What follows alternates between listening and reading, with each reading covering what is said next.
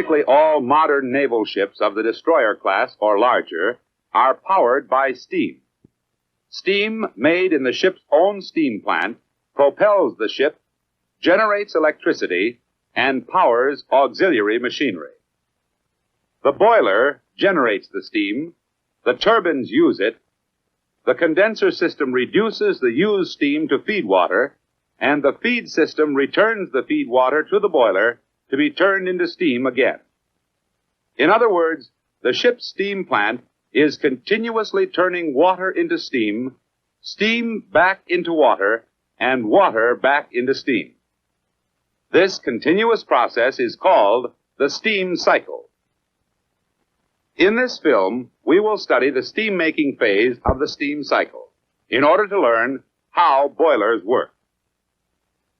Since the DE, or destroyer escort boiler, contains the physical features characteristic of all naval boilers, we will study the operation of this particular boiler. For simplification, we will use drawings that show only one burner in the boiler furnace, although most boilers have a number of burners. The furnace and the burners provide the heat needed to turn the water into steam. Fuel oil is sprayed into the furnace, mixed with air into a combustible mixture, and burned. The hot combustion gases heat the water in the bank of tubes called the generating tubes. Bubbles of steam form in the water in the generating tubes. The mixture of water and steam rises to a large cylindrical vessel, the steam drum. Here the steam, called saturated steam, is separated from the water and sent to another bank of tubes, called the superheater, located within the bank of generating tubes. In the superheater, the steam is further heated and becomes superheated steam before going to the ship's turbines. The used steam returns as feed water and is preheated to some extent in a bank of tubes called the economizer before going to the steam drum. Meanwhile, in large tubes called downcomers, water is descending from the steam drum to a cylindrical vessel connected to the generating tubes, the water drum, and back into the generating tubes to be heated again. The downcomers are usually outside the inner boiler casing. There is another circuit of generating and downcomer tubes in the furnace sidewall in the DE boiler. A large tube called a header connects the tubes. Since the steam generated in this sidewall circuit carries off some of the furnace heat, these tubes help cool the furnace sidewall. We can thus see that a boiler consists of a furnace, generating tubes, superheater, and economizer, and that there are four principal phases in the process of turning feed water into superheated steam: combustion, feed water preheating in the economizer, steam generation, and steam superheating. Let's look at each of these phases in more detail.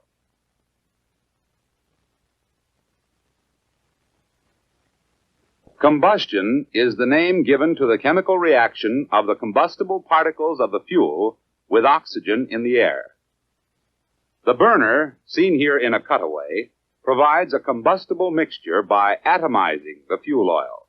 That is, by breaking it up into tiny particles and mixing the atomized particles with air.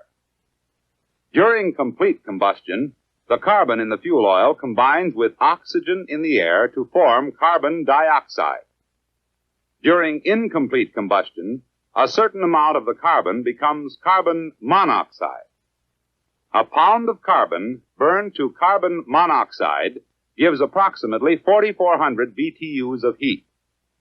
A pound of carbon burned to carbon dioxide gives approximately 14,600 units of heat. Obtaining complete combustion is largely a matter of correct control of the amount of air that is mixed with the fuel oil. For any given amount of fuel, there is a theoretical weight of oxygen required to burn it completely, and therefore an exact amount of air.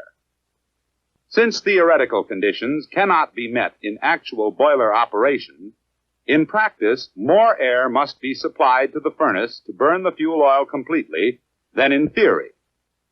This quantity of air above the theoretical requirement is called excess air.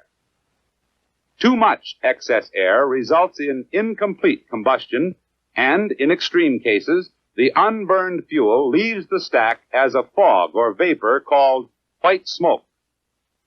Not enough excess air also results in incomplete combustion. In this case, all the carbon in the fuel oil is not burned, and this results in unburned carbon or soot. The soot is deposited on the boiler tubes. This deposit reduces the degree of heat transfer to the tubes and the water and further wastes fuel. The soot may also cause the ship to give off black smoke. With the correct amount of excess air, combustion is complete. Flue gases have the appearance of a light brown haze and contain little or no carbon monoxide. To increase the rate of steam generation in a boiler, you must increase combustion by increasing both the amount of air and the amount of fuel going to the burner. However, the amount of air or the amount of fuel the equipment can supply has its limits. Thus, the rate of combustion, and therefore the rate of steam generation of a boiler, can be increased only to a certain point. That point is the end point of combustion, and is one of the measures of a boiler's capacity.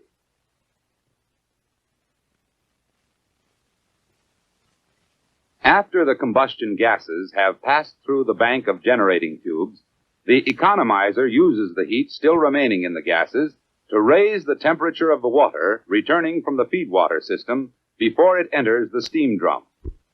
Thus, the heat and therefore fuel required to turn the water into steam in the generating tubes is reduced. About 1% of fuel is saved for each 10-degree rise in temperature in the water in the economizer. Some boilers also use an air heater. The air heater saves fuel by using the heat remaining in the combustion gases to heat the air going to the burners.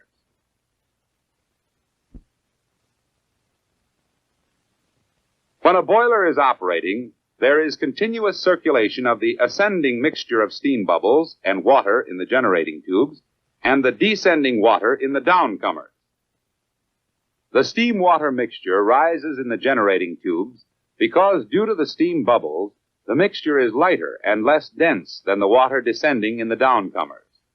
This effect is called natural circulation, and boilers with this type of circulation are called natural circulation boilers. Most Navy boilers are of this type. At all rates of steam generation of a boiler, the level of water in the boiler must approximate the designed water level. As the rate of steam generation increases due to increased combustion, more of the water in the boiler becomes steam and goes to the superheater. More water must enter the boiler and circulate through the downcomers to hold the water level in the boiler. However, there is a limit to the quantity of water that can pass through the downcomers. Beyond this limit, some of the generating tubes will overheat and burn out. This limit is called the end point of circulation and is another measure of a boiler's capacity.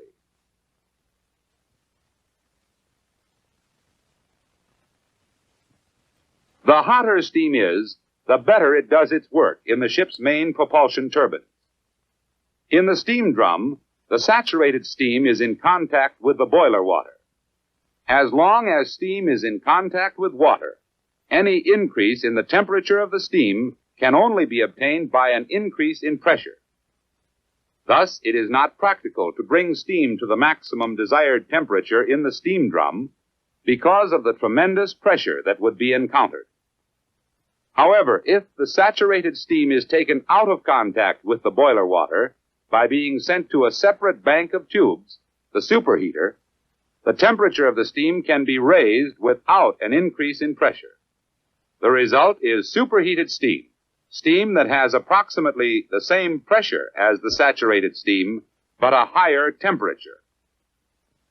Note that the steam used for auxiliary machinery is drawn directly from the steam drum, since such steam does not have to be superheated.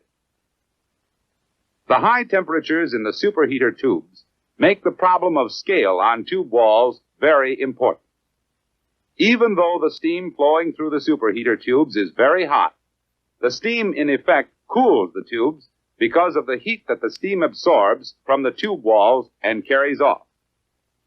However, saturated steam always contains some moisture as it enters the superheater.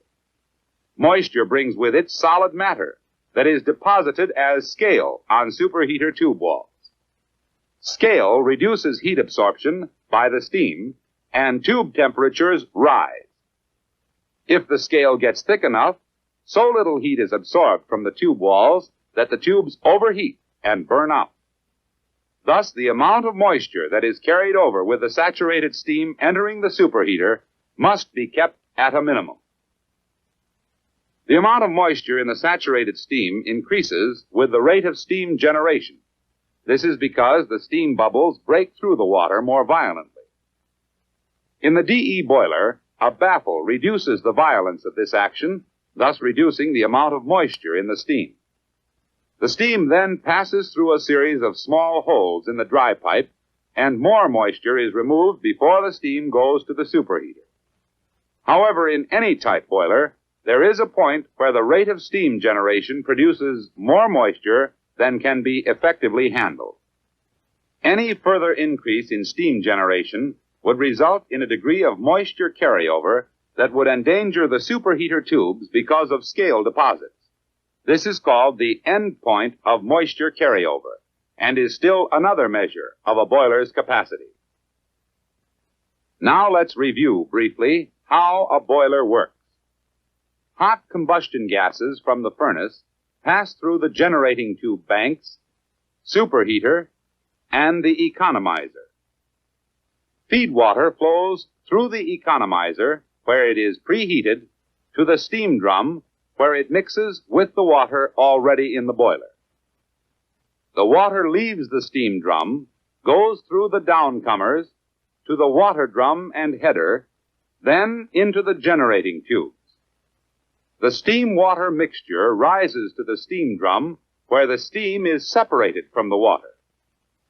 The separated, saturated steam goes to the superheater, becomes superheated steam, and goes to the turbine. Thus, there are 4 principal phases in the continuous process of turning feed water into superheated steam: combustion, feed water preheating in the economizer, steam generation, and steam superheating. In order to obtain complete combustion and efficient boiler operation, the correct amount of excess air is essential. Black smoke means too little air and danger of soot deposits on the tubes. White smoke means too much air. When flue gases have the appearance of a light brown haze, the amount of air is correct, and combustion is complete. When the supply of air or fuel oil reaches its limit, the end point of combustion is reached. The economizer is still remaining in the hot combustion gases to heat the water before it enters the steam drum. It thus reduces the heat required to turn the water into steam in the generating tubes. In natural circulation boilers, there is constant circulation of the descending water in the downcomers and the ascending, less dense steam-water mixture in the generating tubes. Comer capacity is reached. In the superheater, saturated steam becomes superheated steam. This steam has a higher temperature, but approximately the same pressure as the saturated steam entering the superheater from the steam drum. The end point of moisture carryover is reached when the total capacity of the baffles and other moisture-removing devices cannot carry over below tolerable limits.